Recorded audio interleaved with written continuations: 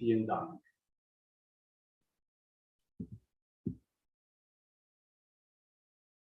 Welcome back, everybody, to our third and last day, Jewish music past and present. And today we'll concentrate on the German-Israeli composer Joseph Tau. Actually, this is a cooperation between me and Yuval Shaket.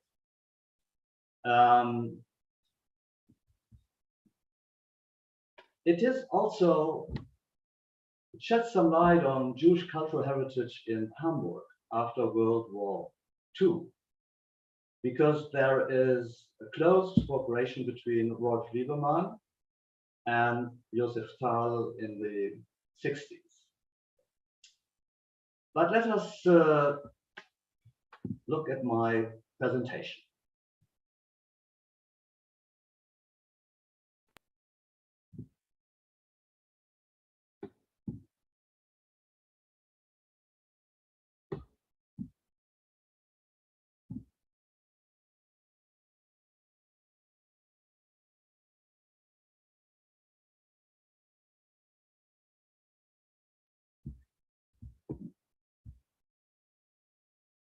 Yeah.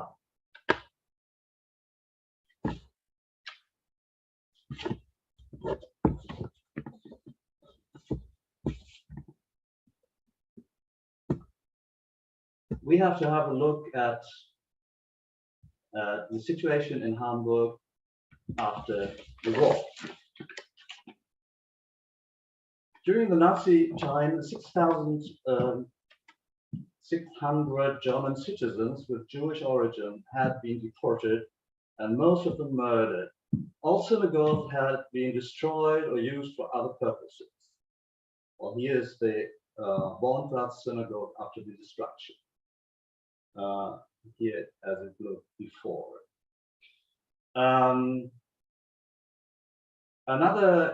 was surprised during my research to see how quickly prominent personalities with Jewish background returned to Hamburg after the war, helping to reconstruct the city.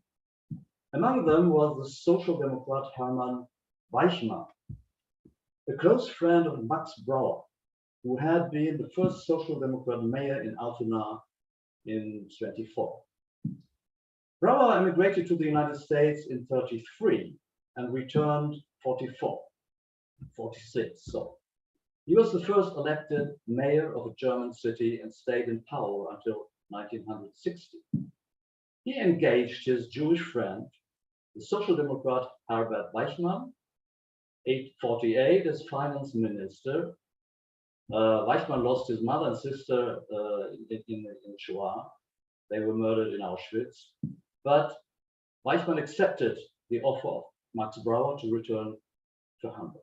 And in 1965, at the age of 69, he was elected mayor of Hamburg himself and ruled the city until 1971. Weichmann became thus the first mayor of Jewish origin of a German city. Another case is the Swiss composer Rolf Lieberman, born 1910. Lieberman came to Hamburg in 1957 and took over the music department of the NDR. The Lieberman family is a prominent example of a successful Prussian-Jewish symbiosis. Many members of the family became wealthy as entrepreneurs during industrialization and reached notable positions in cultural and political life in Berlin. A prominent member is Walter Raternow, Minister of Foreign Affairs during the Weimar Republic, murdered in 1922. Rolf Lieberman survived the Holocaust in Switzerland because his father, Joseph, had fallen in love with a Swiss lady called Lucy Lang and emigrated to Switzerland as a lawyer. He even learned Schweizerdeutsch. That's how Rolf and his brother became Swiss citizens before the war and survived the Holocaust. Lieberman started late with his musical career during the war, first as conductor and then as composer. His orchestral work Furioso was premiered in 1947 at the Darmstädter Ferienchor. In 1950, he became music director of the Swiss radio and took over the direction of the NDR music department in 1957. The NDR used the former Reform temple Oberstraße after the war as a rehearsal studio, Studio C. Since 2000, it is called Rolf Lieberman Studio. The sculpture in front of the building reminds us the past of this modern building. Lieberman always stated that he got the job at the NDR because he was a Jew. His predecessor, the Jewish violinist, founder of the Guarneri Quartet, Harry Hermann Spitz, had been deported to Auschwitz at the end of 1944 and liberated by the Swedish Red Cross. He became director of the Stockholm Philharmonic Orchestra in 1946 and took over the direction of the music department of the NDR in 1947. In 1955, he was accused by right-wing circles of fraud. A police investigation followed. It was proved that he was innocent, but his reputation was damaged and he retired. Lieberman wrote in his autobiography, Opernjahre, ironically,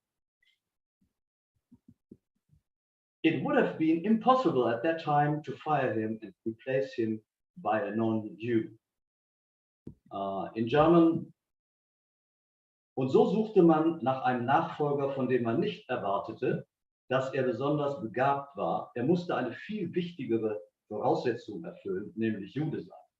Denn es wäre völlig ausgeschlossen gewesen, Hermann Spitz zu pensionieren und einen Arier an seine Stelle zu setzen. So the circumstances after the war were switched.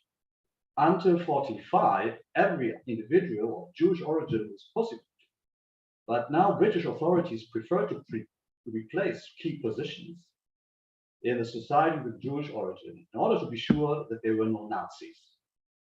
When Herbert Paris was appointed managing director at the Staatsoper, nobody asked him about his past. He was proud that he had not been part of the opera, part of the NSDAP. When he got the job, he asked the authority, why don't you ask me what I've been during the war? Neither what religion I had, or if I have been going through denazification.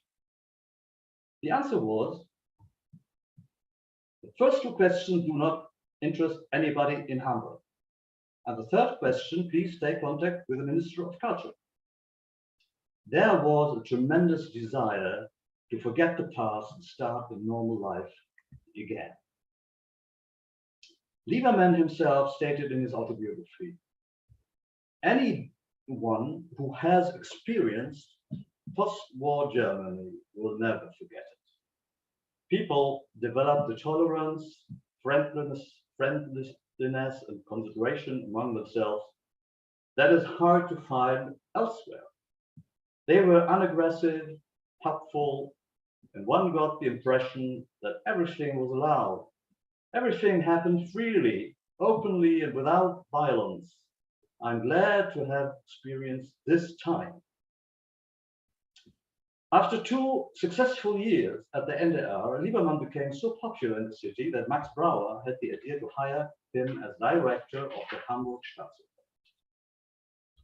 There was even a plan at the Minister of Culture to make him director of the Musikhochschule, because Philipp Jarnach, the first director since 1950, had retired in 1959. Lieberman accepted the offer to direct the opera and announced that he would make this Staatsoper a center for contemporary opera production. This was an old idea that he had already developed in Switzerland when he still was a composer. Immediately, he started to train his team to premiere each season 2 operas. This was world record. He forbid to schedule his own operas, by the way, as Penelope or Schule der Frauen, which had been very successful worldwide.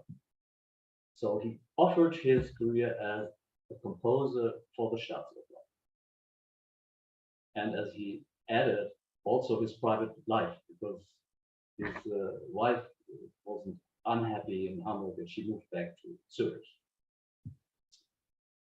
He was very successful blending traditional and contemporary opera repertoire. And soon he gained international reputation.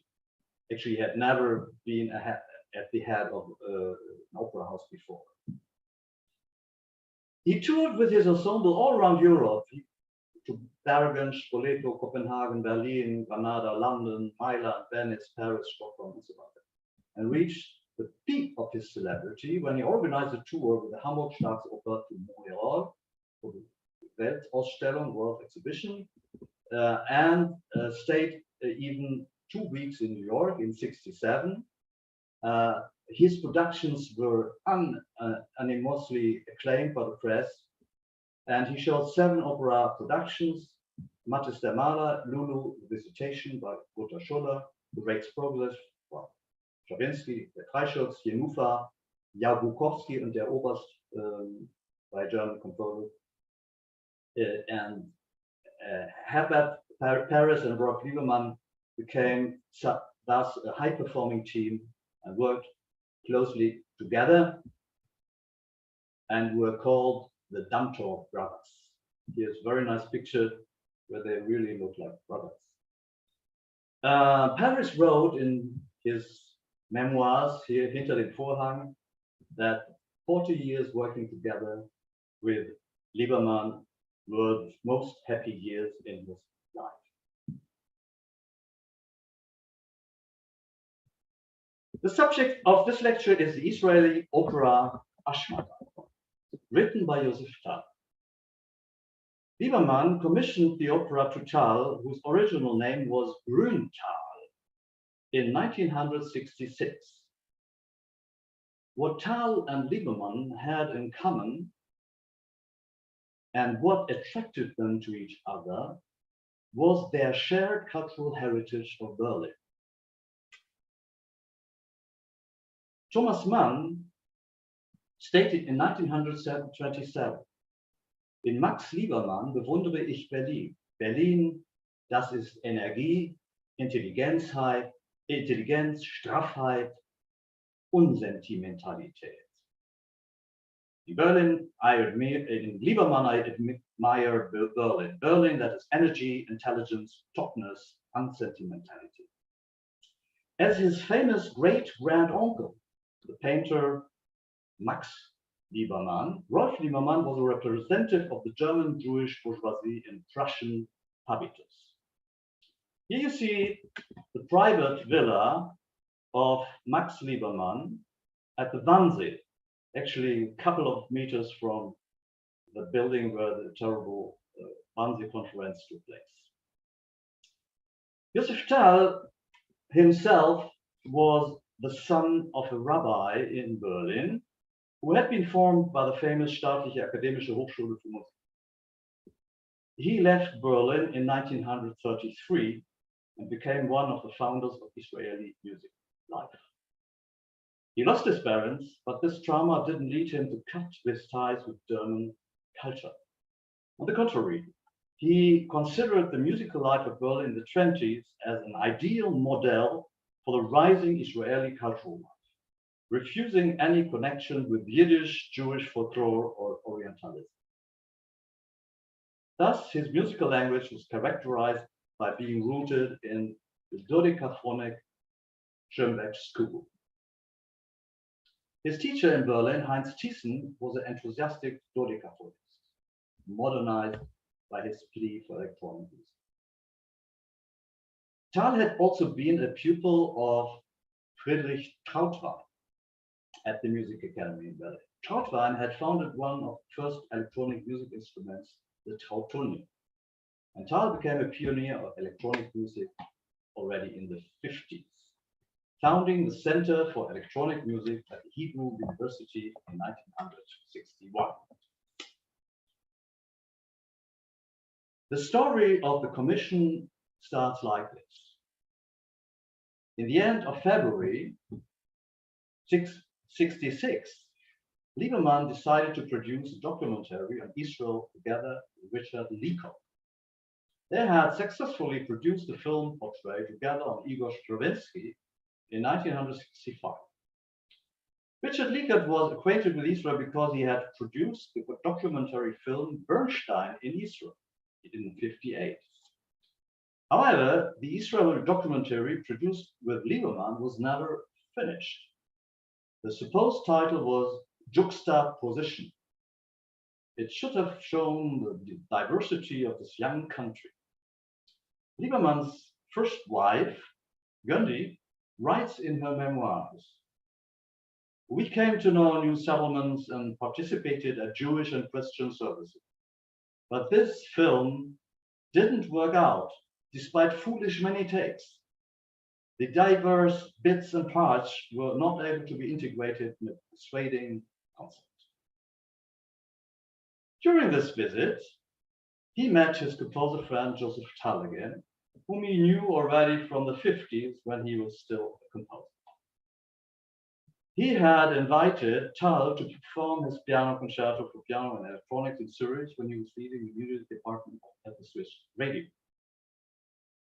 During his first Israel visit, Lieberman had filmed Joseph Tull's newly founded electronic studio at the Hebrew University. When he left the studio, he asked Tull, "Why don't you write an opera for Hamburg? Think about the subject and let me know." Tull writes in his memoirs that until he had the contract signed in his hand, he couldn't believe that this dream would become true. Thus, Ashmedai would be one of the first Israeli operas because Israel didn't have an opera house of its own at that time. Joseph Tull was 56 years old and almost had no experience with opera. In 1955, he had written Saul et Endor, a half-hour-long opera concertante, and 3 years later, Amnon and Tamar, a similar short opera in one act. Now he had the chance to write an evening full opera for one of the best opera houses in Europe, the Hamburger Staatsoper. They agreed, Lieberman and Tull, from the beginning that the opera should have a strong involvement with electronic music. Thus, the overture of the opera is purely electronic. Let us listen to a typical Tull tape produced with a new Moog synthesizer at the Center for Electronic Music at the University of Jerusalem.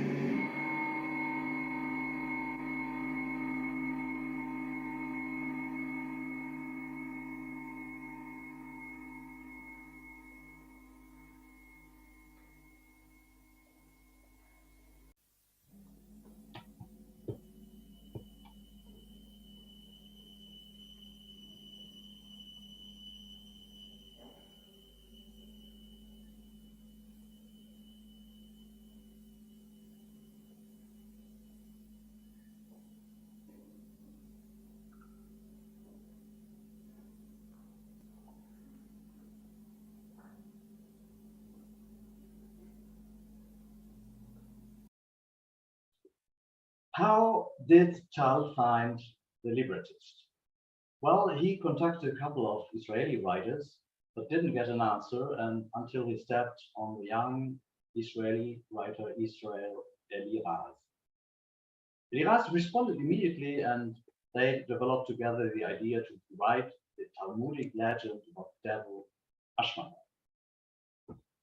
Ashmedai is a demon who represents the evil. He persuades the good king Solomon to rule the country for 1 year, giving the king a rest in order to be free of his responsibilities and to follow the law.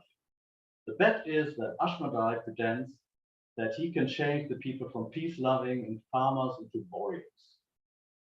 The king laughs at him and accepts the bet with words, "Never ever would my people become warriors. They would rather revolt against you." But Ashmedai wins the bet. 1 year later, the people have been perverted by him and started a war. The king, coming back from his holiday, is cruelly executed by his own people. Tal writes in his memoirs, the Talmudic legend of devil Ashmedai, who succeeds in destroying the good king's good people, had a strong reminiscence of recent German history without needing the slightest topical allusion of the libretto. Lieberman accepted the subject and the contracts were signed. Tal started to compose and finish the score in 1969. While Tal was composing his opera, the Six-Day War broke out in Israel. It was a tremendous military victory for the Israeli army, but a bitter experience for Tal because he lost his first son, Reuben. There's a very touching letter to Lieberman where Tal expresses his grief. Lieberman had written to him in 1967, May, "Dear friend, I'm from 15th of August to 8th of September in Hamburg, and then I have to go to Bornplatz." Tal answered, "With grateful eyes, I have read your salutation, dear friend, lieber Freund. And I respond, although my heart is broken, as my first-born flourishing son had to sacrifice his life in this cruel war. And I have to thank God that my second son, who's been standing in first line, has survived. Paula, his wife, and me provided during a 25-hour uninterrupted firing first aid to our soldiers. Then my wife collapsed and I had to grieve and live on while in the outside world victory is celebrated." Tal struck the word victory later and replaced it by "while the liberation from the danger of death is celebrated. We have to live further on. I'm biting my tools together." Lieberman received this letter only in June '67 and wrote his answer from New York. That was his big tour. "Dear friend, your letter has been forwarded to me to New York, and I've been deeply shattered. It must be terrible for you, and I can imagine how your poor wife has to suffer from this stroke. Please give her my regards." Of course, the experience of war is very present in Tal's music. Let us listen to the beginning of the second act of the opera.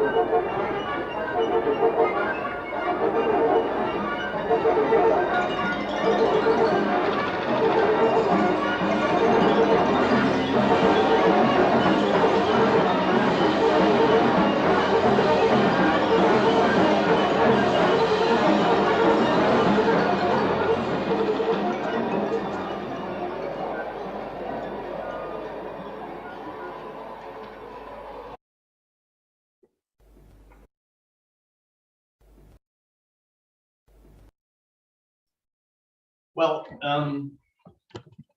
Tal was of course eager to hear the world premiere of his work, which was postponed another 2 years. Why did Lieberman postpone this commission? What had happened? And that is a very interesting story that I just discovered during research with this paper. The fact of that the world premiere of the opera Ashmedai was postponed was not arbitrary. Lieberman had to go through a difficult time after 8 successful years as intendant of the Hamburg Straße. It was Pierre Boulez that attacked the world of opera in his famous interview Der Spiegel. Under the headline, "Blow Up the Opera Houses," he claimed that since Wozzeck and Lulu, no notable opera had been composed until today. Felix Schmidt and Jürgen Hohmeier from the Spiegel argued that Wolf Lieberman had premiered more than a dozen new operas in Hamburg. And Boulez responded, "In my opinion, an intendant has not the right to institutionalize his bourgeois average taste. And he chooses operas that he could have written himself. He is composing through others." In 1968, the Paris student revolt had taken place, and opera and classical music were attacked as representatives of bourgeois art.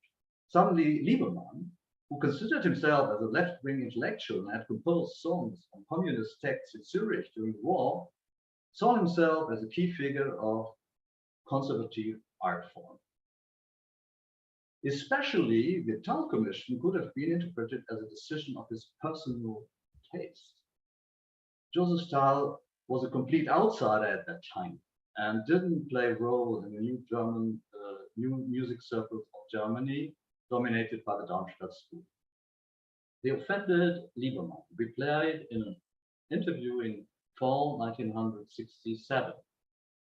"We are permanently in the realm of unreality when reading verdicts of Boulez," and asked Boulez for a counter notification. In 1968, a talk was arranged by the SWR radio station.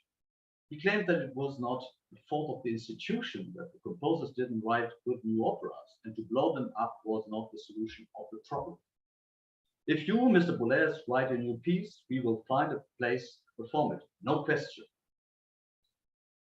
Boulez argued that the future lay in the direction of carga legiti, a new symbiosis between music and absurd theater. As a result, Lieberman postponed the Tal opera and commissioned a new opera by Mauricio Kahn. It was a scenic composition called Staatstheater.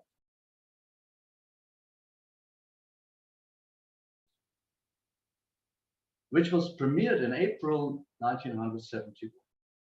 It was a big challenge for the Hamburg Opera. 1,100 choir rehearsals were needed. But it was a great success with the press and was chosen performance of the year by the journal Opern. With this world premiere of Kargels Staatstheater, Lieberman felt free to schedule Tal's opera, his Israeli friend.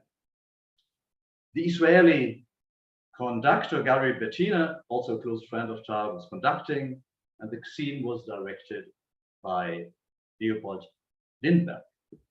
Thus, the whole event was very much perceived as a cultural exchange between Israel and Germany.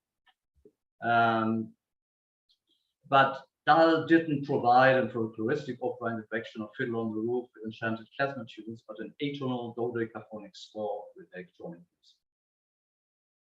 The opera has two acts, and the musical language is typically Tal, as in his instrumental symphonies, concertos, and chamber music compositions. The American musicologist Alexander Ringer writes in New Groves, the characteristic features of Tal's music are broad, dramatic gestures and driving bursts of energy generated, for example, by various types of ostinato or sustained textural accumulations. Tal's marked dramatic and philosophical propensities find total expression only in opera, particularly in the large-scale 12-tone note opera Ashma. So now we will hear another example. It is the finale of the first act.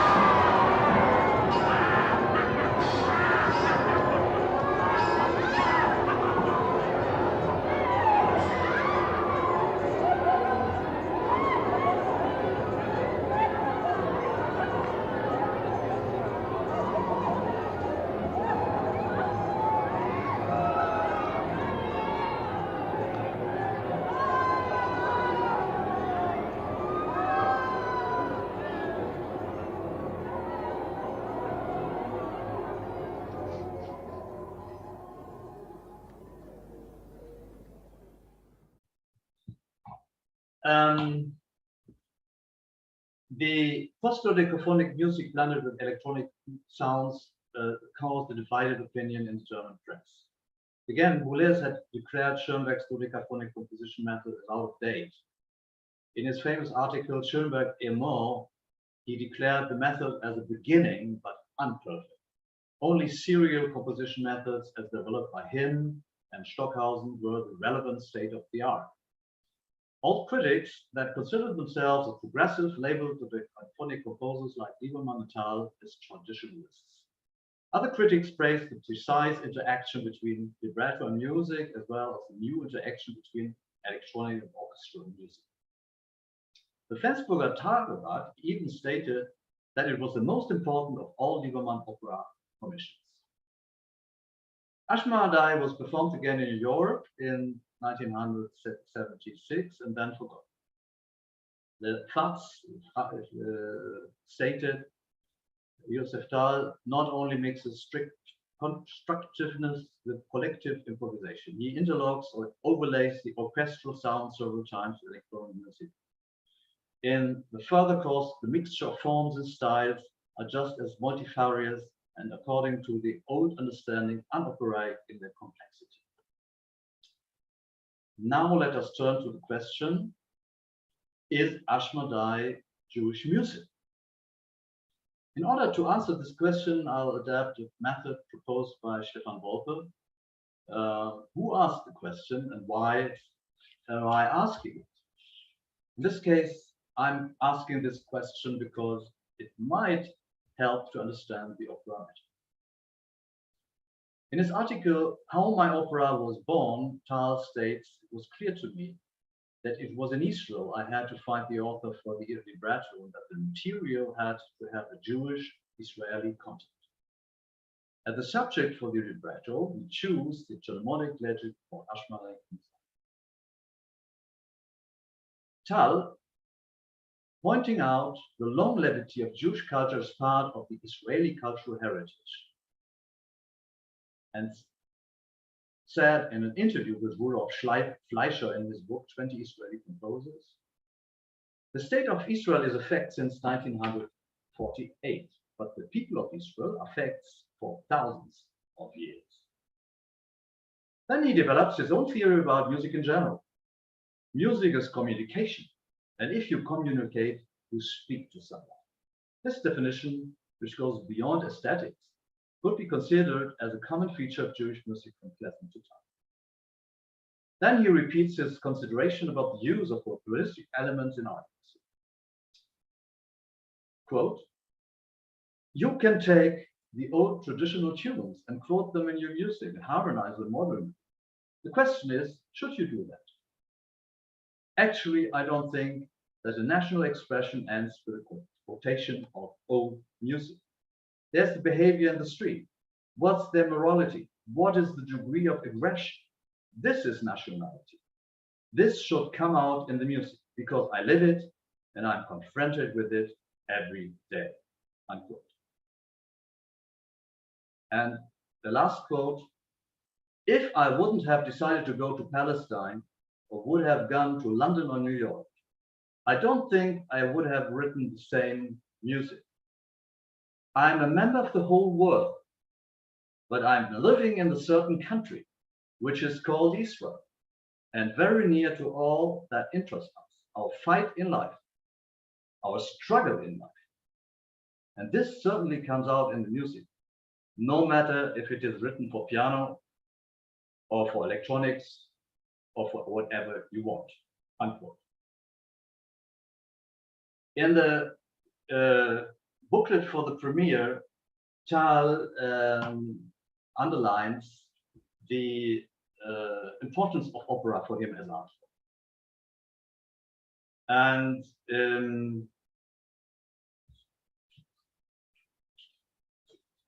this is also that he didn't want to revolutionize this traditional form was the reason why this piece was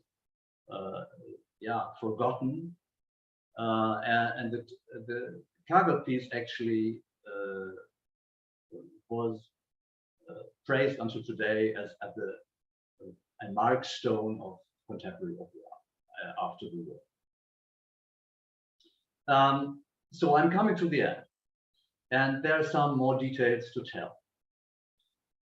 Tal decided during the rehearsals to cut the last scene, which we see here, reminiscence to the beginning, where the daughter sings in an area about the beauty of nature before the whole drama starts. Obviously, Tal didn't want to arouse the optimistic impression that everything is good, which would have followed the expectation of the public. No happy end. Tal states the pessimistic view that the pact with the devil is a continuous permutation of society from which there is no escape back to the innocent past. It was the experience of his own life. Having survived the Holocaust in Israel was a bitter experience, as well as the death of his firstborn son, and the fact that his grandchildren still are living in danger of death. There were plans to perform the opera in Israel, but they were cancelled. And Tal complains bitterly about die Verlogenheit der Politiker und der kleinen Krämergeister. the mendacity of politicians, and small huckster spirit.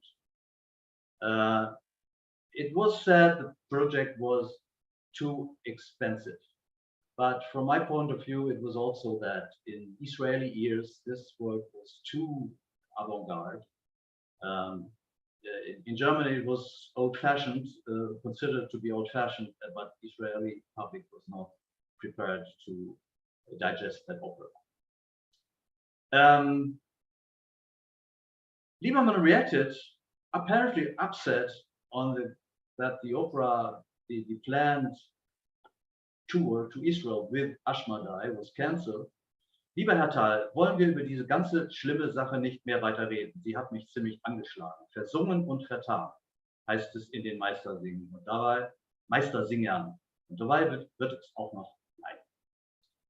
Dear Mr. Thal, let us not talk anymore about the whole nasty business. It has hit me pretty hard. Versungen und vertan, sunk and squandered, as it says in the Meistersingern. That's how it will stay.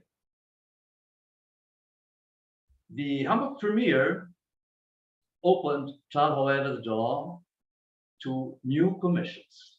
He was commissioned by the Israeli government in '73, a new opera for the 25th anniversary of the Israeli state, and he composed Masada, the first opera only with electronics, pure electronic accompanying. And he was commissioned a new opera for Munich by Günther Renner, the close friend of Lieberman. And he wrote The Temptation, actually a similar subject as Ashmedai. But now Thal had deepened his skills as opera composer.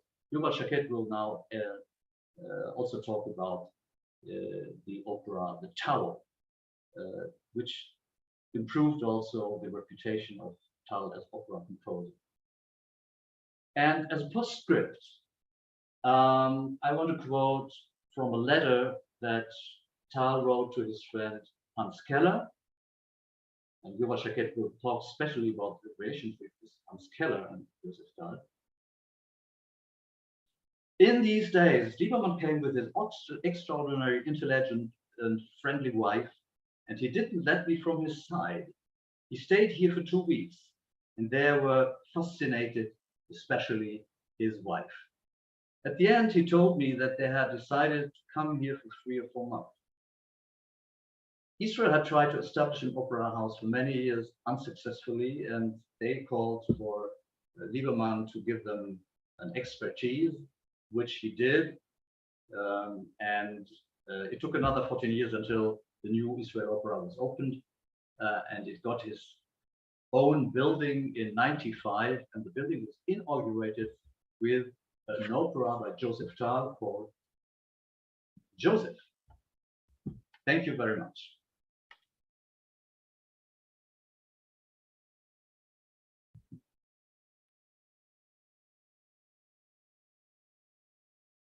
Yeah, Verena, we have to say goodbye now to our listeners outside on the YouTube stream.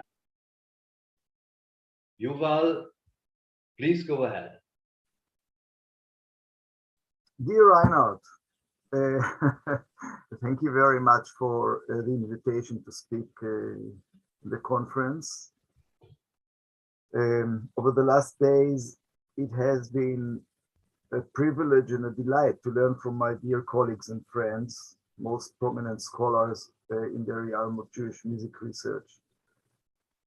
I feel especially gratified by the fact that the subject matter I'm about to elaborate on has to do with a scene, opera, time, late 70s and early 80s, place, among others, Jerusalem, and the personality, Joseph Thal, which touch upon some significant moments in Reinhard's own biography. Joseph Thal contacted, let me do this, and I hope you see it. Joseph Thal contacted Hans Keller for the first time by the end of September 1962. Upon the recommendation of Alfred Kalmus, where are you? Okay. I hope it doesn't disturb what you see. Okay. Upon the recommendation of Alfred Kalmus of the Universal Edition, in a type letter written just before Tal left Jerusalem on a journey to Utrecht, he asked Keller to meet up with him in London in the second half of October. Tal wished to inform Keller about his piano concerto number 4 with electronics, composed 1962, which Tal himself had shortly before premiered in the framework of that year's Israel Music Festival. It seems that this incident had no immediate consequences. Much later, on several occasions, while recalling the involvement of their relationships, Tal set their beginning in the early 70s and remembered to have approached Keller regarding his 6th piano concerto with electronics, composed 1970.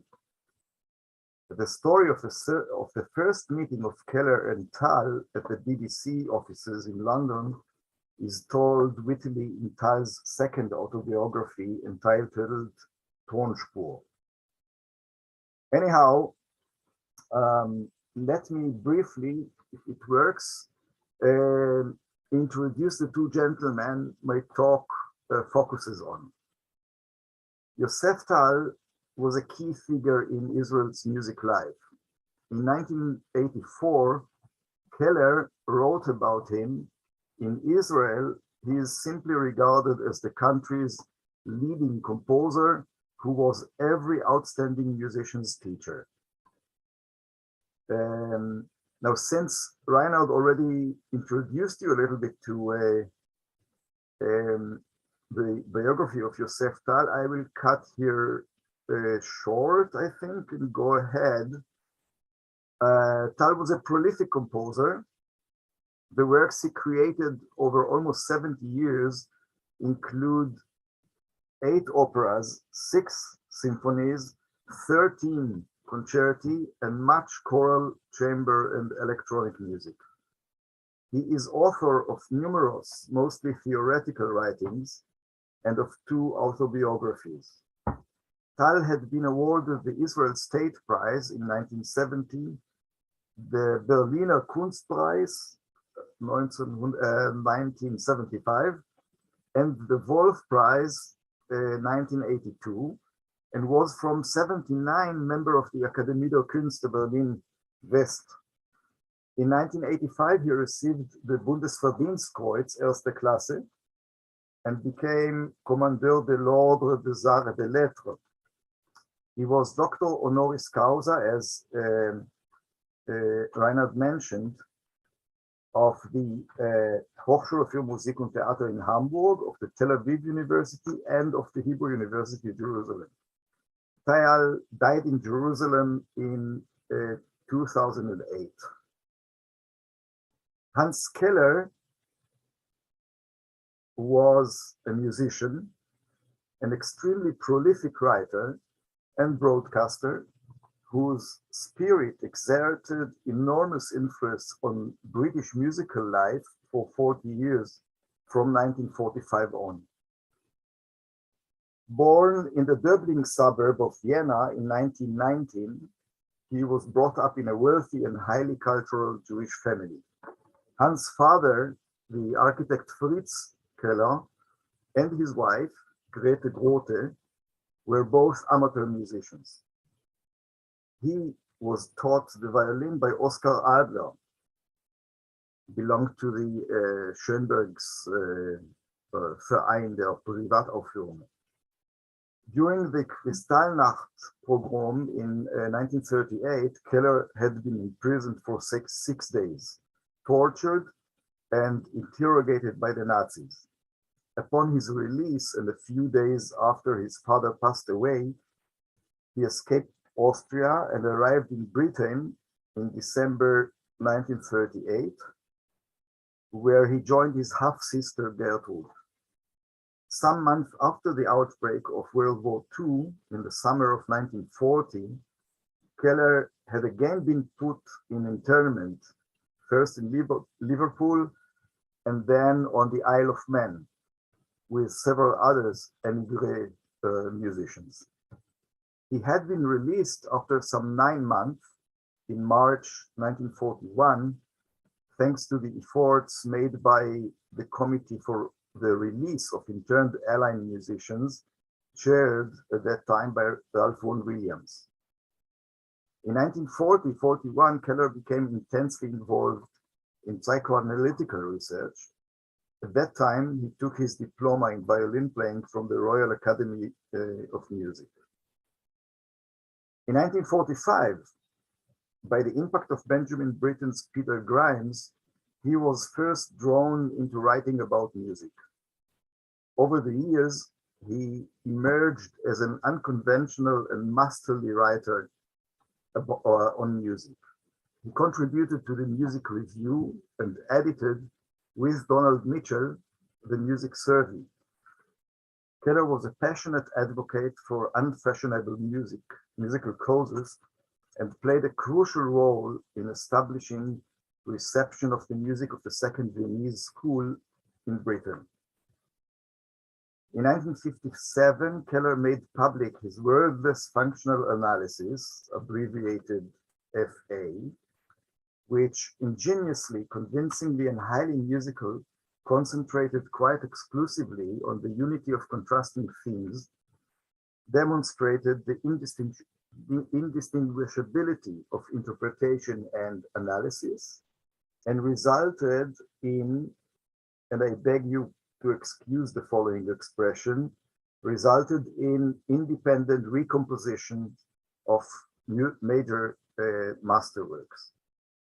In 1959, Keller joined the BBC, held position of Chief Assistant of New Music, helped form the European Broadcasting Union, and set new standards with talks, interviews, program booklets, and analysis of classical music.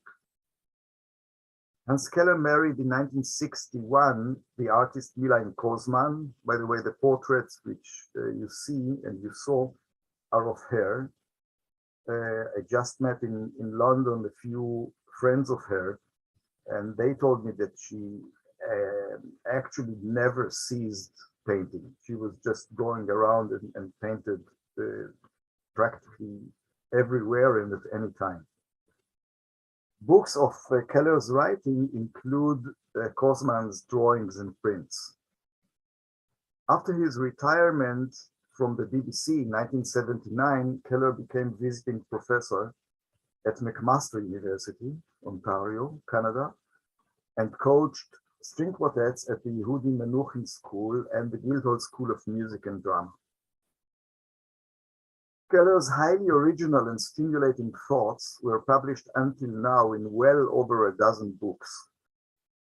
Tal wrote about him, Keller's genius, with his original way of developing ideas, never shrinks from human weakness. Benjamin Britten dedicated him his third string quartet, composed 1975.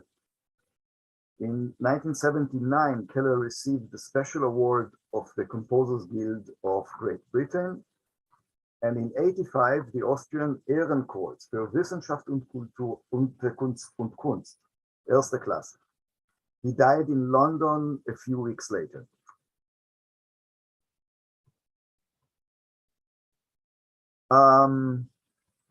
Let's now take a fleeting glimpse at the second act opera, at the two-act opera Der Turm, created by composer Tal and librettist Keller, and gain first partial impression of it. It had been produced a single time by the opera house des Staatstheaters Kassel, and first performed on September 19th, 1987, after, by the way, the death of Hans Keller, at the Theater des Westens, Berlin, in the framework of the 37th Berliner Festwochen. something goes wrong, please give me a sign.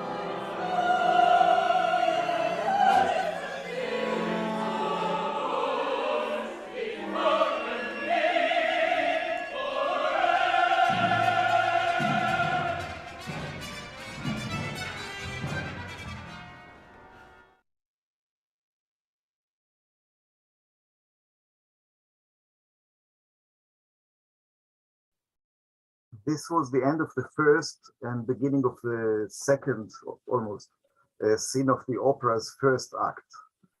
In addition to a large orchestra conducted at the premiere by Adam Fischer and a string quartet, the production engages on stage 19 soloists performing 30 different roles and 2 mixed choirs.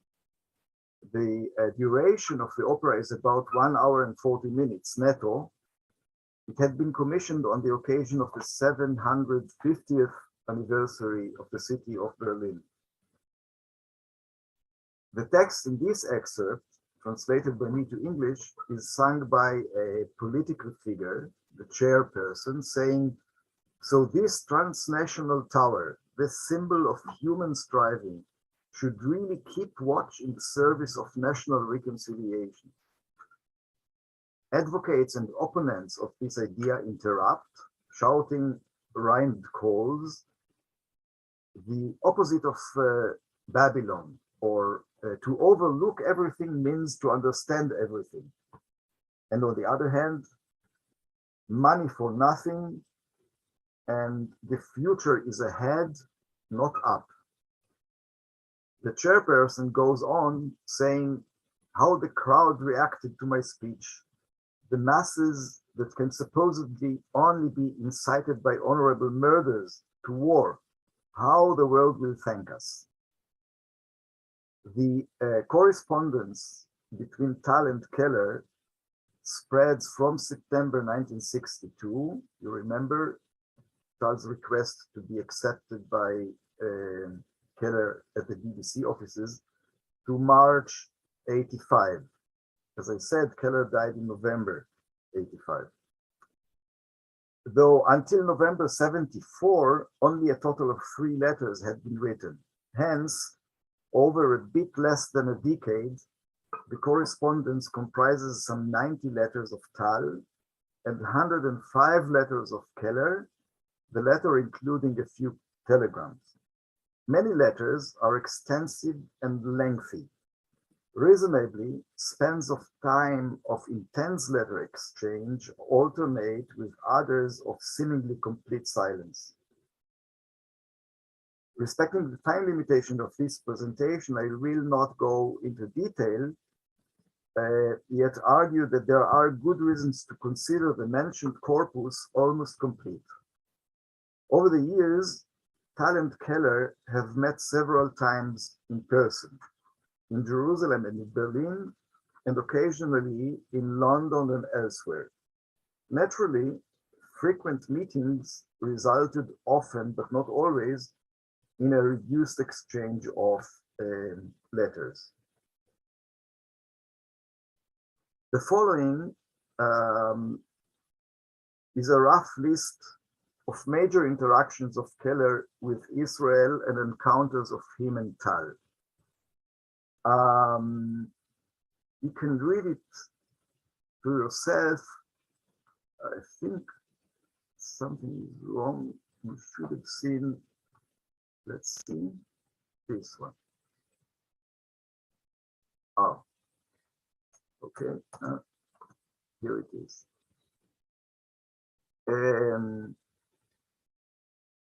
So 62, screen share stopped for some reason, right? You don't see the screen at the moment? No, no, you have stopped the screen. I didn't mean to, but now you should see it, right? Yeah, perfect. Mm-hmm. Okay. So 62, Yosef Tal requests to meet Hans Keller in London. 74 was the first visit of Keller to Israel. He came on the invitation of the Israel Festival. The festival was that year dedicated to Schoenberg, and it was his 100th anniversary. And in this framework, Keller lectured on Schoenberg against the background of his works. 77 and then you will see 79.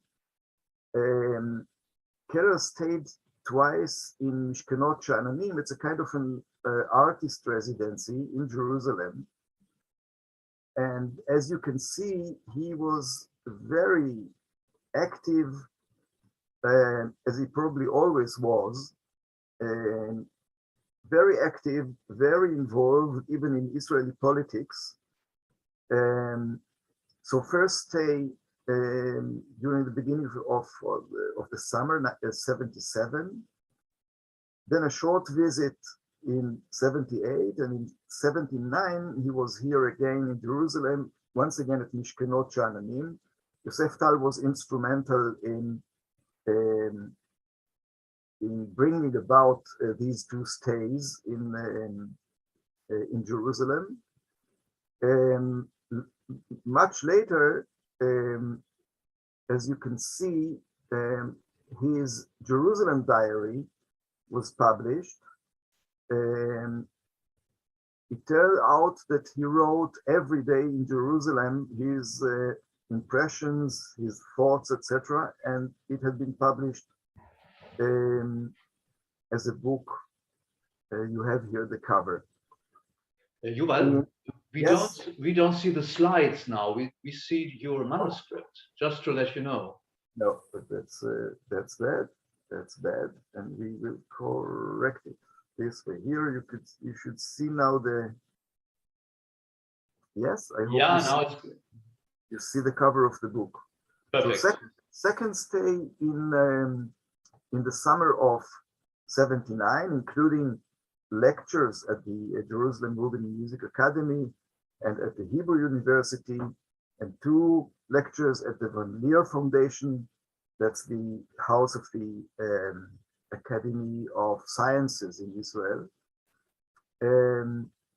And as I said, this is the cover of the book published later on, that was published later on with his diary from these 2 stays in Jerusalem. During the time in Israel, he was involved, as I said, in many issues. One of them was he became a jury member of the Wolf Foundation. So that brought him to Israel once again in 82. And I will not go this time into details regarding some thoughts of bringing him over to Israel to become advisor to the Israel Broadcasting Authority as a radio expert, and some other things. I mentioned here that in one of his lectures, here you see at the Valier Foundation, he, which was not the topic of the lecture, he remarked some of his thoughts against Israel's unofficial Wagner ban. And this developed to a whole affair, a very interesting one. He then published, he asked the Jerusalem Post to publish the text by him regarding this Wagner ban. The Jerusalem Post refused. He then published it in the Spectator and was blamed by a few Israelis for, so to speak, washing the dirty cloth abroad.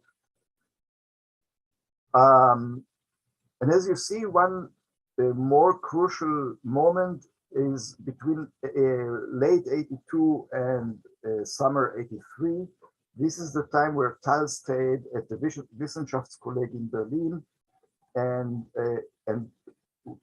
devoted his time to composing the opera we are talking about.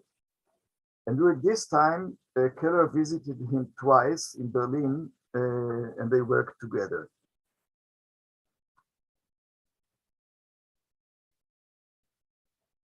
Almost all of Tal's letters are handwritten. Most of them had been sent as aerograms. Tal used to draft his letters in notebooks, on the inner cover of which he maintained an exact index of addressees and dates. You can see it here. These are the list of addressees and the dates. You see that he every day wrote a few letters. Eitan Tal, the composer's son, who is with us, kindly gave me access to these drafts. And in Cambridge recently, I could compare them to the letters received by Keller. To my surprise, or actually not, almost all of the matching versions were identical. Even postscripti were kept as such in the final aerogram versions. Some of Keller's letters are typoscripts, and the others are handwritten. You can see Keller's handwriting here. Here is a typed letter on with the head of the header of the BBC, and here is Tal's handwriting. This is not the draft, but a fair copy, so to speak. It seems advisable to share with young participants of the conference some far-flung basic knowledge.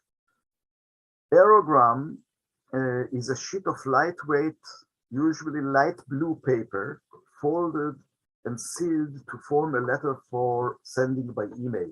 Here you can see an aerogram. On the other side is the letter. This time the handwriting is of Milan Kosman, Milan Keller, Keller's wife. Envelope and letter are thus one and the same. Most aerograms had imprinted stamps indicating the prepayment of postage. Second point, due to the relative slowness, even of express postal transport, frequent exchange of letters resulted in many cases in crossing of messages and in all sorts of ensuing disruptions of communication. Here you can see how much Tal, I would even say, fell in love with Keller. From a certain point, for instance, he wrote, and this is taken from a draft, he wrote Ha Mi, the two notes, Ha for Hans and M for Milan, and wrote for further short reference, just the 2/8 notes. And later on, you see, he used all sorts of variants of this way of approaching the both. Most of the letters were written to them both, although the main content was addressed to Keller. Here, in one of the aerograms of Tal to Keller, as you see, he kind of composed 9 stanzas, you see, with a vague melody, or at least a rhythm. And if you have time, you can read it. Kleine Nummerlein, die lassen Ödipus Rex, da sprang das Herz in zwei, da blieben nur noch 6 und so weiter. And thus, this was a retaliation once of Keller to Joseph Tal. He wrote Dear, and then you have here E flat for E in the name of Joseph, then E natural, and then F, right? The so this E flat means S in German. So this is S, E, and F of Joseph's name. This was, so to speak, the retaliation of Hans Keller to these approaches, the variants of here of which you see above, and also this HM, and later on he wrote HMV, Hans Milan, together His Majesty. You see H and M. The Tal-Keller correspondence began on both ends with typoscripts of rather formal nature in English. Tal's first handwritten letter to Keller dates from August 10, 1975. Keller's first handwritten letter to Tal dates from May 6, 1979.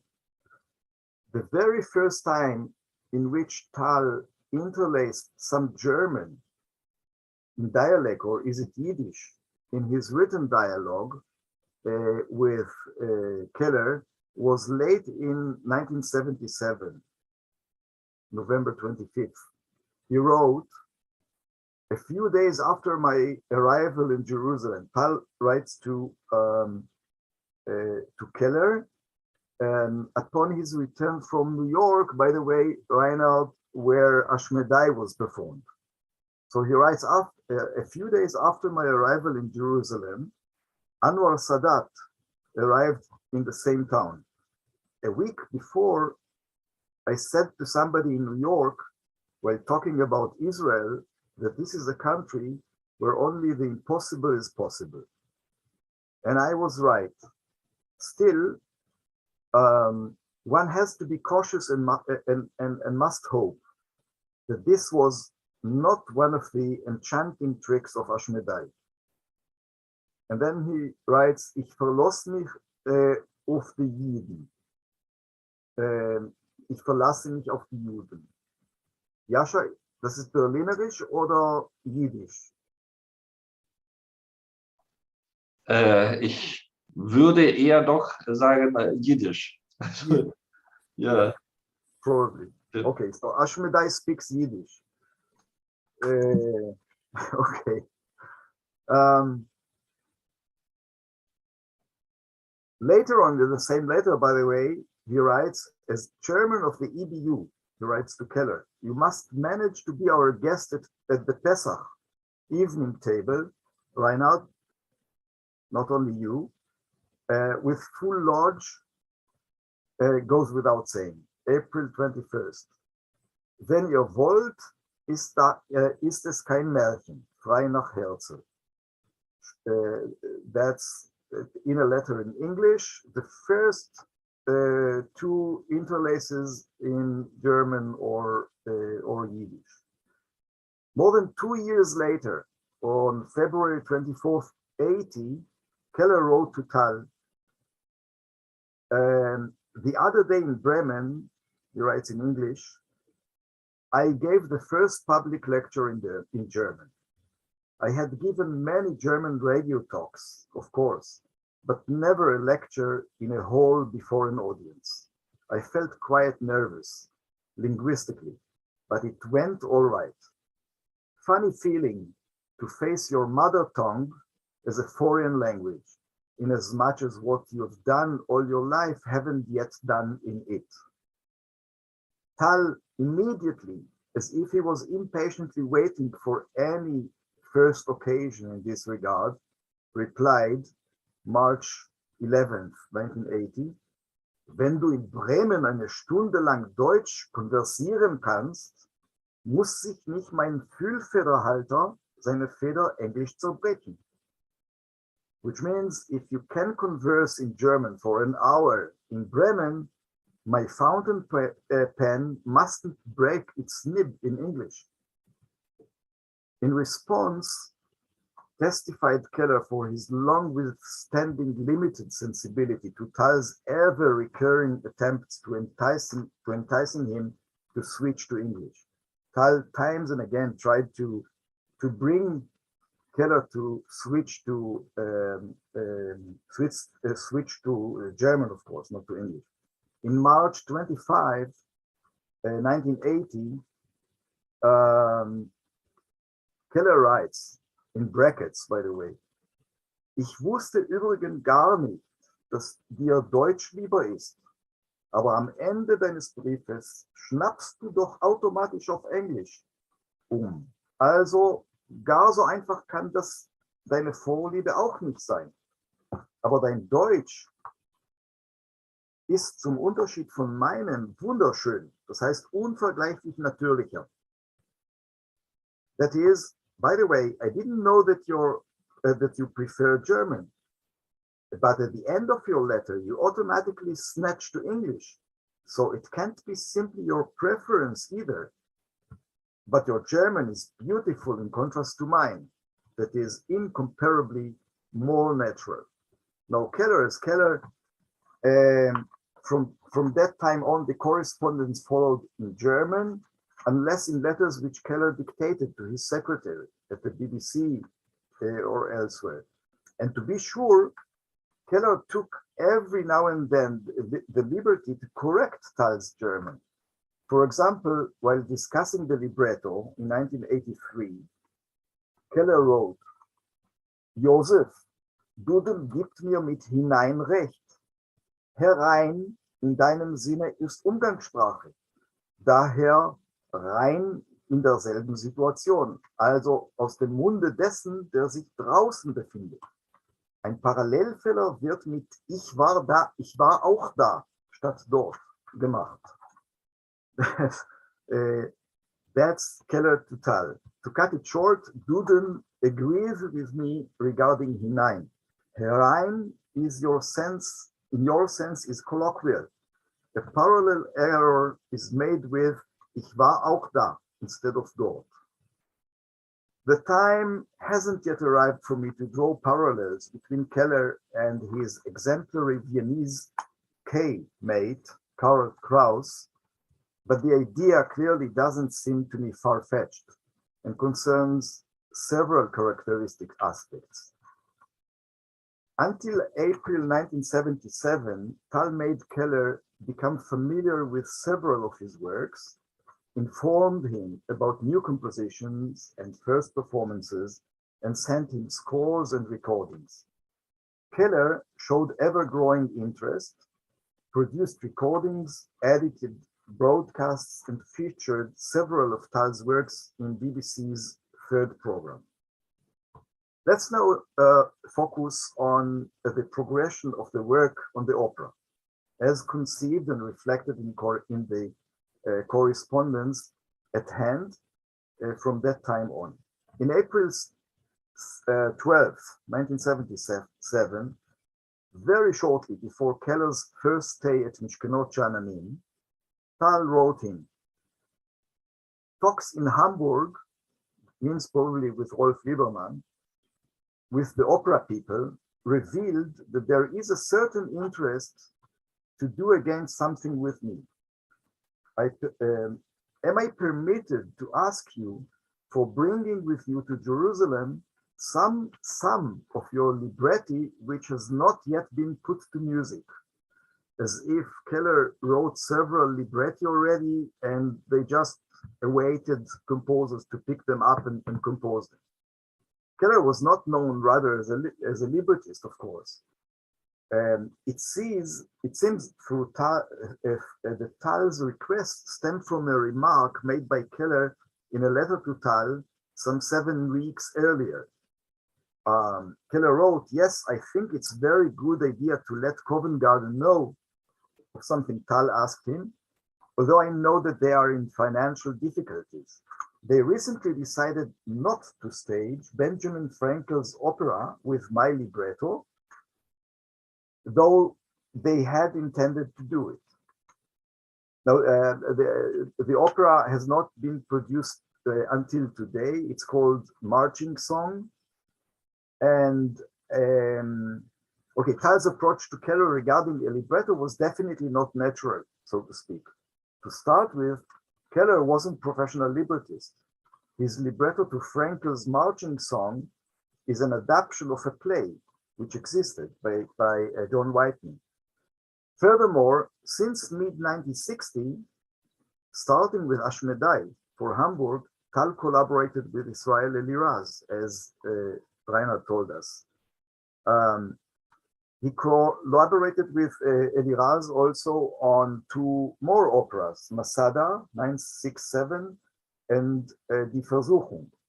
Eliraz was Tal's Da Ponte, or Hofmannsthal. After the Turm, they created together 2 more operas, The Garten and Joseph. Tal's approach to Keller, then, should be seen as twofold risk-taking daring, perhaps even a threefold one. Considering Keller's lack of relevant experience, and certainly much too bluntly formulated the expected abandonment of Eliraz, as well as regarding the creative process and artistic outcome. On the other hand, Tal's approach was, at least potentially, a calculated, brilliant move, and as the peak. It seems to me that since mid-70s, Tal has been entranced by Keller's highly charismatic personality. In a way, he fell in love with him. They shared an exciting friendship and were engaged in a very special mutual fertilization on the intellectual level. Letters of them include thorough discussions of various subject matters, including the structuralization of texture, a central notion or concept Keller attributed to Tal's composition. Structuralization of texture, musical form, Schenkerian analysis, specific works of Ligeti, Aribert Reimann, even Wolfgang Green, Mordechai Setter, times and again Wagner, and many more subjects. For about 4 years, a collaboration on an opera has disappeared from the correspondence. I can hardly believe that it hadn't ever been mentioned orally in the ongoing dialogue of both persons. Anyhow, in February 1981, the collaboration experienced a decisive impulse and an acceleration. Tal wrote to Keller, "Incidentally, Rolf," that means Rolf Lieberman, "encouraged me a lot to write a television opera, length 56 minutes. Would you like to write a libretto? What a dream." Would you dare to guess Keller's reaction? He wrote, March 10th, 81, "But now the most thrilling part of your letter. Lieberman's admirable assault on you to write a television opera. The only disagreement I have is that the duration should be 55, not 56 minutes, for reasons which I shall elaborate when the time comes. To your invitation to write the libretto, my answer is yes." Then Keller shared with Tal his experience from writing the libretto to the opera by Frankel, mentioned earlier. What may interest you from that episode in my writing life is that very often, when I saw Ben's imagination was flowing, and quite especially at structurally crucial junctures in the score, I said, "Go ahead, just write what you want them to sing, how you want them to react, and against each, to react to and against each other. And I will fit the words afterwards. And this is what very often happened, writes Keller about his collaboration with Benjamin Franklin. And this is the following paragraph of the same letter. Immediately, Keller asks, and what's the next step? Into which conceptual area do your instincts fire you? And which language? Both of them?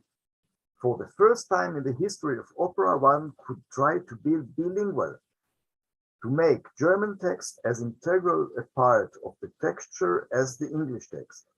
After all, writes Keller, God might not easily forgive us if we don't use all the languages at our disposal, which leads me to your Hebrew. Not very topical, I suppose, in view of Israel's operatic history. Here is Tal's response, March 10th, 1981. Your lines have been a tremendous encouragement to me. The fact that you responded so positively to my actual outrageous request to write a libretto for me out of the blue made me scream, Kikiriki. My idea for the topic is the Tower of Babel. I have here a group of Jewish studies scholars, including Gershom Scholem, with whom I study the sources. There is unspeakably wonderful material and goes as far as Kafka. Tal referred here to Kafka's short story, Das Stadtwappen, the city coat of arms, which he then didn't yet read at that time. His letters continues as follows. Your multilingual idea goes wonderfully with this topic. Tal mentioned writings by Michal Yosef Ben-Gurion, Berdichevsky, and added, of course, you would have to invent a modern framework for it. Now you see, if you see, I hope you see, do you see the Entwurf? The Entwurf there? You see Tal's handwriting on screen? Ja, Entwurf der Idee einer Oper über das Thema Turm zu bauen.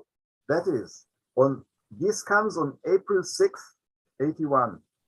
Tal sent Keller a draft of his emerging thoughts on the opera. This is his handwriting, the draft, and here is the English translation. A minute.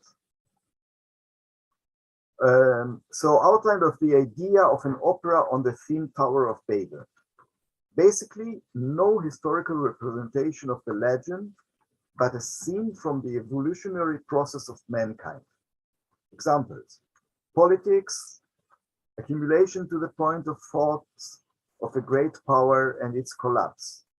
Science, exploration of the macrocosmos and microcosm to the point of self-destruction. Society, iconoclasts to the point of exhibitionism.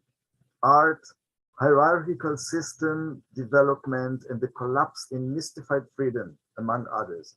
The thread of cynic development intersect, weave between times, embrace drama and poetry, rationality and irrationality, the fate of an individual and of a group.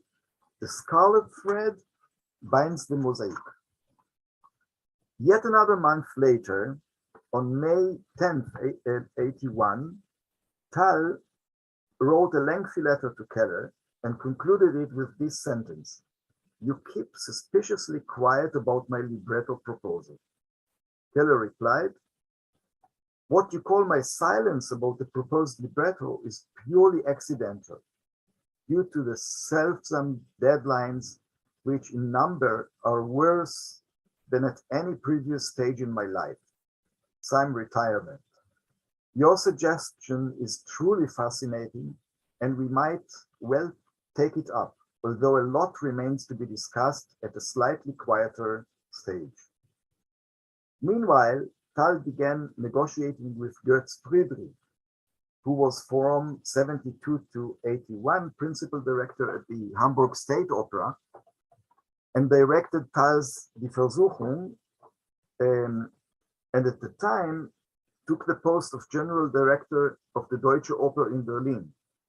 Tal aimed at a stage production of the opera in Berlin. In connection with these negotiations, Tal began in August 1981 pushing Keller, urging him to start writing the libretto. On September 2nd, 81, Keller seemed to have taken a half step backwards.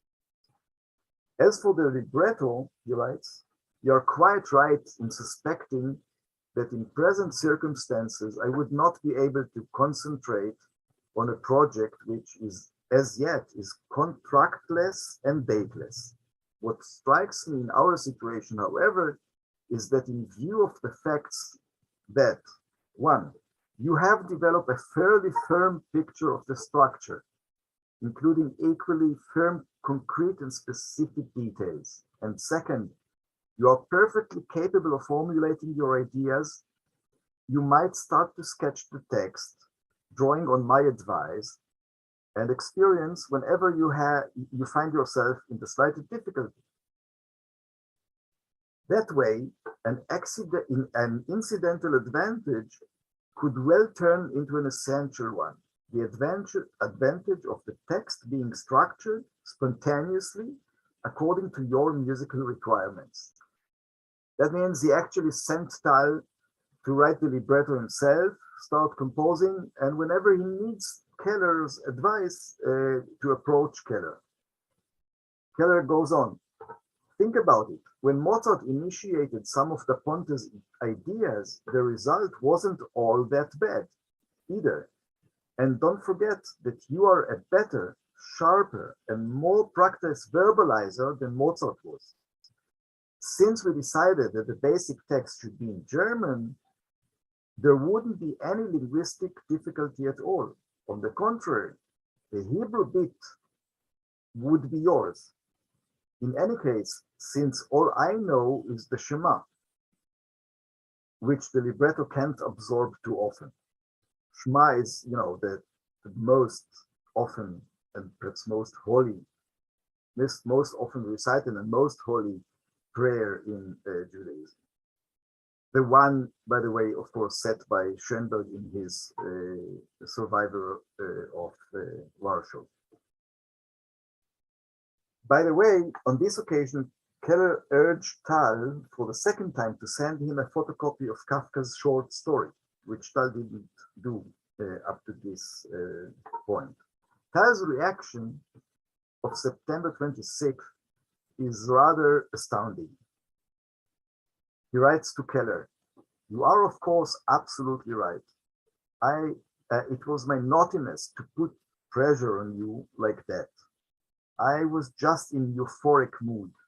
Means Götz Friedrich was willing to go on with the production. Like all of your comments of this kind, I have meanwhile learned to swallow your comparison with Mozart, which I find very flattering. In this way, this remark goes into my heart and actually made my vanity start writing the libretto myself. After all, you are an authority for me and I should be obedient. It also flowed out of my hand easily, all too easily. Tal then shared the ideas he had with Keller, really in full length. Some of them seemed to me really weird. I suspect that Tal meant it all ironically, but would yet not guarantee that this was the case. Keller,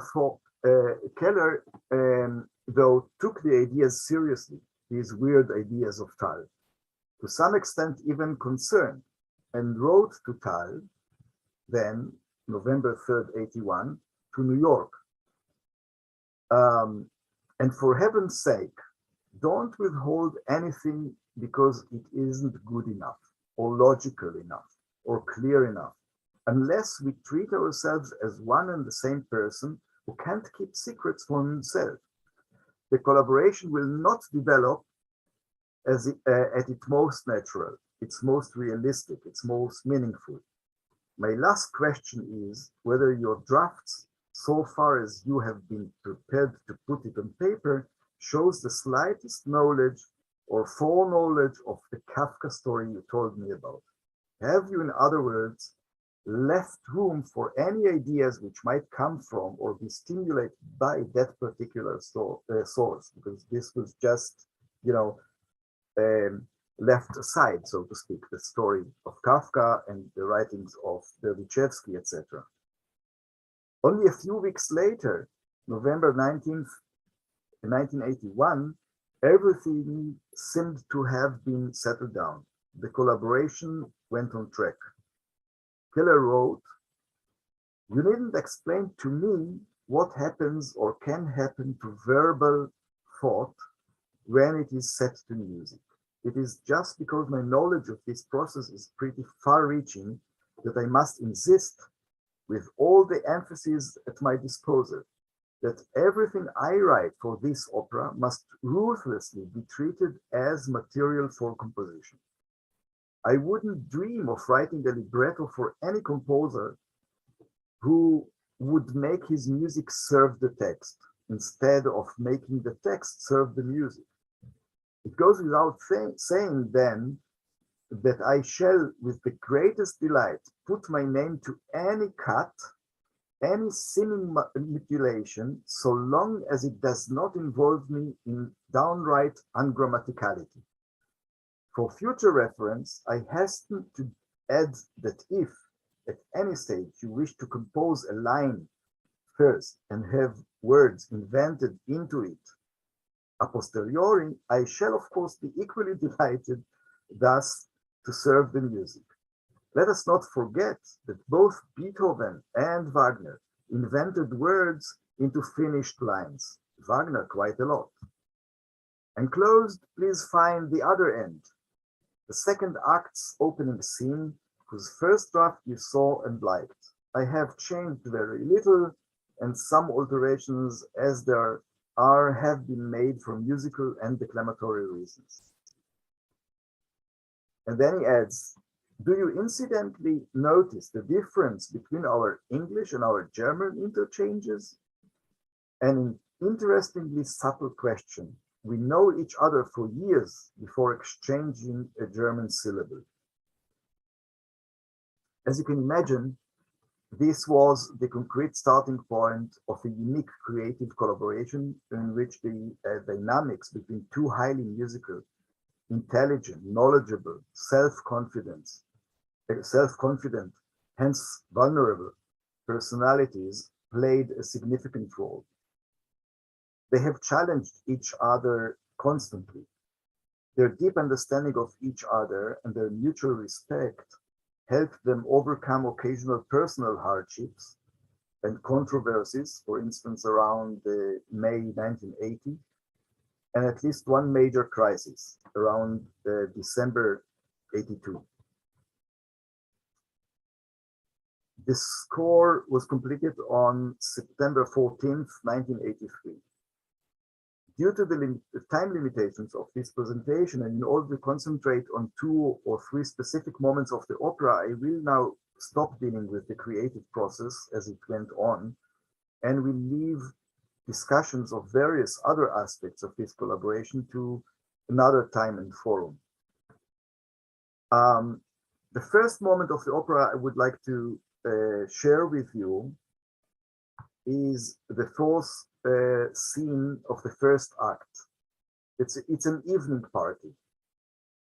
From musical point of view, it represents Tal's willingness to enter a terrain which is absolutely new to him. Reinhard, before, when I briefly played a few seconds of the music, you said it's typical Tal. This, which I'm going to play you now, is certainly not typical Tal, and it goes back of an idea of by Hans Keller, which Tal immediately accepted and adopted. So listen to this kind of I would say, let me make sure that you will hear the sound. Yes, you will. Just a moment.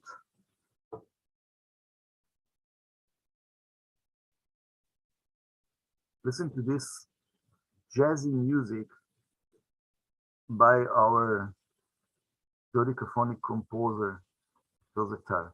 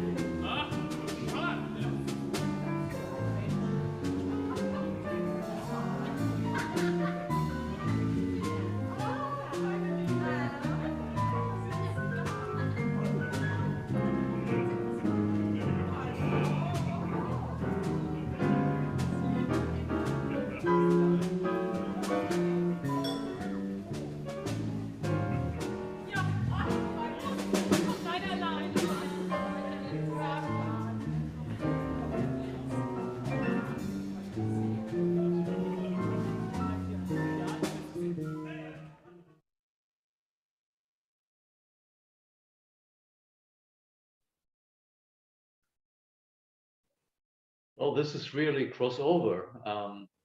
In the style as Lieberman wrote for concerto for jazz band and orchestra from 1957.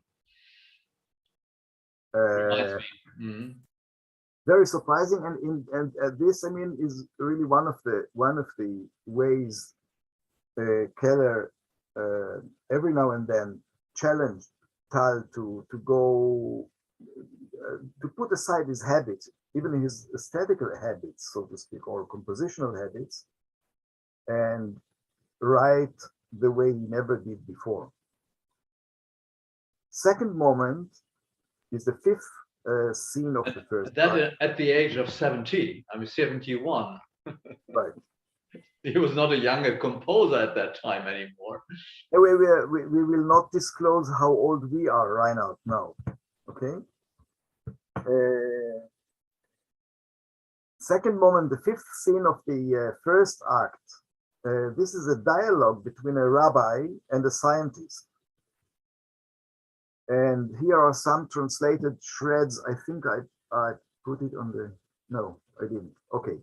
So, but I can do it this way, maybe.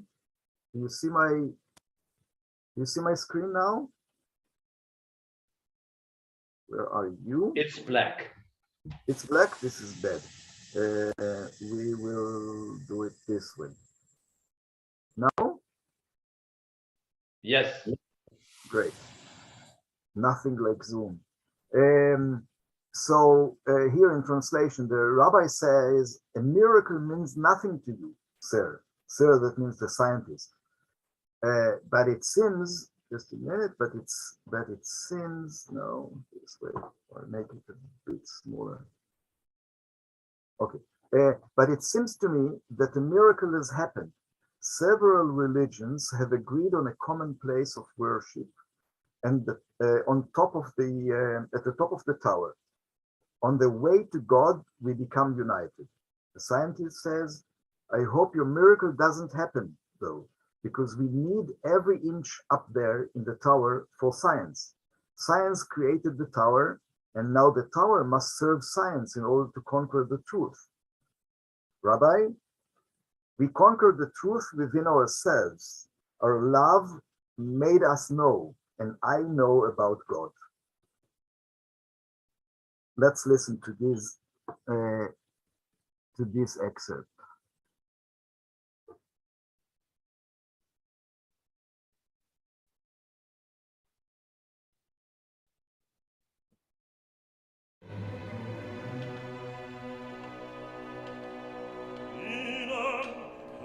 Wissenschaftler bedeutet ein Wunder nicht.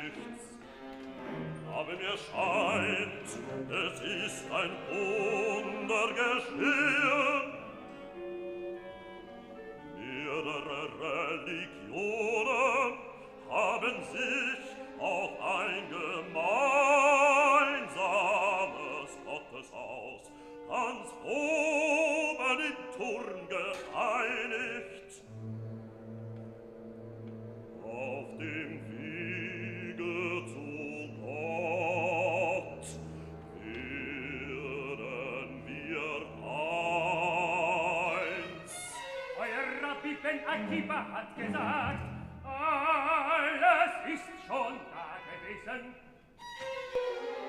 Jede der Religionen ist angeblich voller Liebe. Aber Verständigung zwischen ihnen, nein, das ist noch nie da gewesen. Ich hoffe allerdings, dass es zu eurem Wunder nicht kommt, denn da oben im Turm brauchen wir jeden Zentimeter für die Wissenschaft.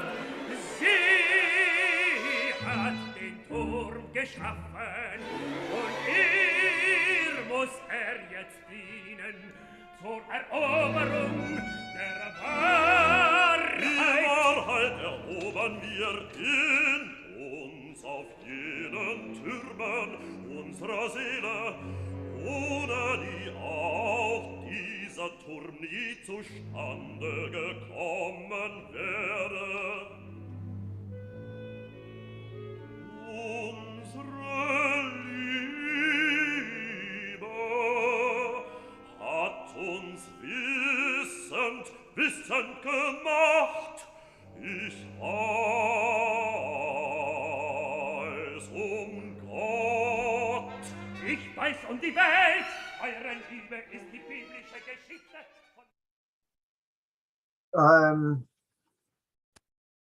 Third moment, maybe I'll stop for a moment the share screen.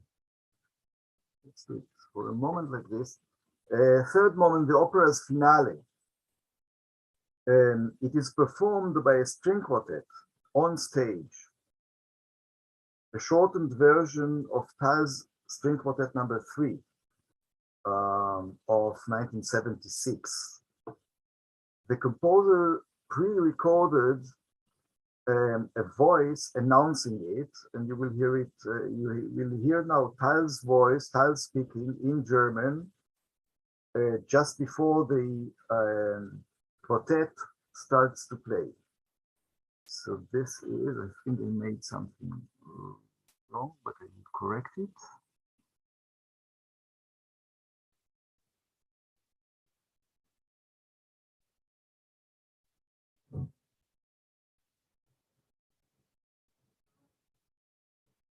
Just a minute.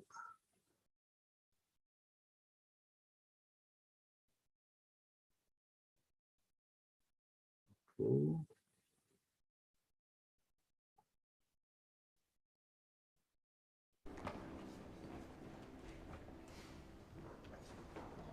Meine Damen und Herren, bevor wir jetzt das Streichquartett hören, möchte sich der Komponist mit ein paar Worten an Sie wenden.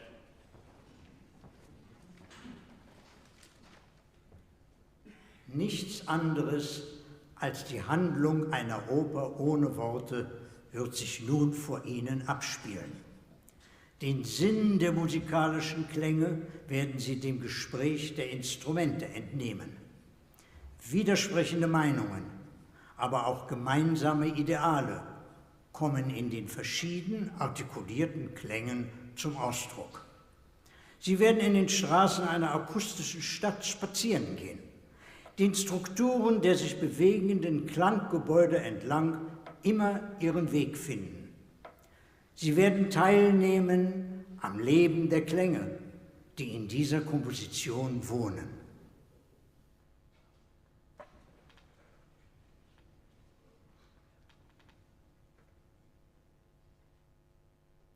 And then starts the performance of a shortened version, a bit shortened version of the string quartet number 3 by by Joseph Thal. This final string quartet should be understood not only as the climatic moment of the opera's plot, but also as a tribute to Keller. Keller played in a quartet, wrote a book on Haydn's string quartets, another one on Beethoven's Opus 132, and considered the medium string quartet superior to all others. In a letter to Thal of February 24th, 1977, Keller suggested to Thal subject that he might lecture on during his stay in Jerusalem that year. Among them, the string quartet, its structure, texture, and performing conditions. He then added, it represents the climax of Western instrumental thought. To conclude, let us please watch a short excerpt of Babel in Berlin, Eitan Thal's film on the production of the opera. As its subtitle puts it, Joseph Thal und seine Oper Der Turm, Beobachtungen einer Auseinandersetzung, observations of an examination. Let's watch it briefly, just about maybe 3 minutes.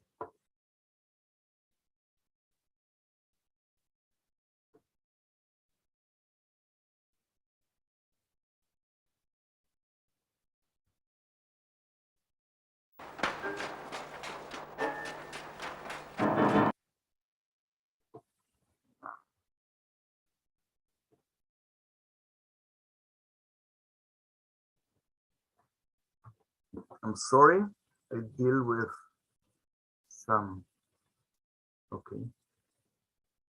It will be here.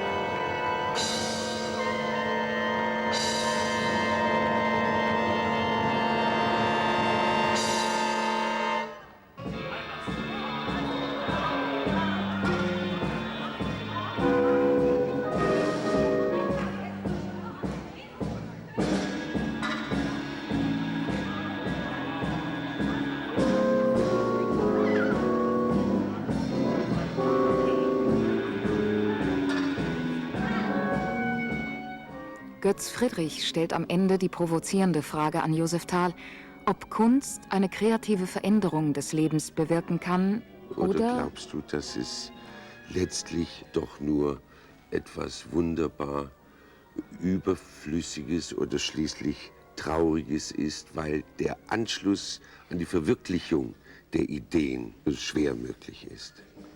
In einer Gesellschaft, in der die Kunst eine Rolle spielt, man braucht sie, es ist eine Notwendigkeit. Nur dann ist die Kunst kreativ über seinen Schöpfer hinaus. Sie wird kreativ auch bei dem, der sie konsumiert.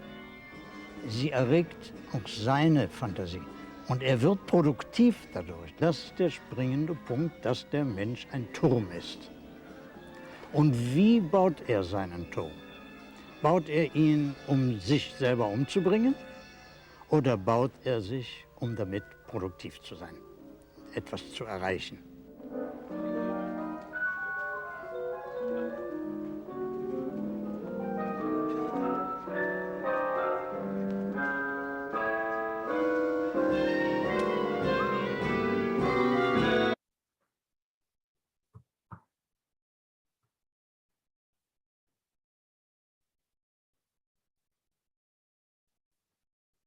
Danke euch.